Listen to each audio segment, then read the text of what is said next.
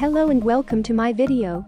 In this video we going to learn how to hide or show app list in Start menu in Windows 10. All apps in the Start menu displays an alphabetical list of all your installed Windows apps and desktop apps in Windows 10. This tutorial will show you how to hide or show the app list in the Start menu for your account in Windows 10. Let's start. By default, Windows shows list of apps.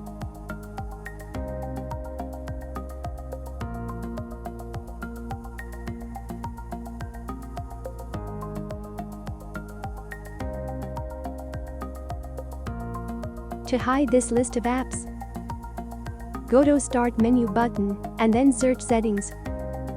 Once you get the settings in the search result, click to open. Click on personalization and then start. Simply hide or show app list in Start menu using on or off button.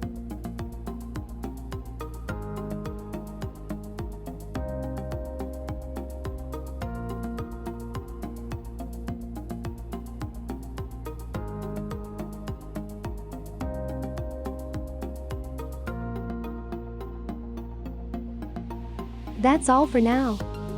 Keep watching our videos for more tips and tricks. Please subscribe and like our video.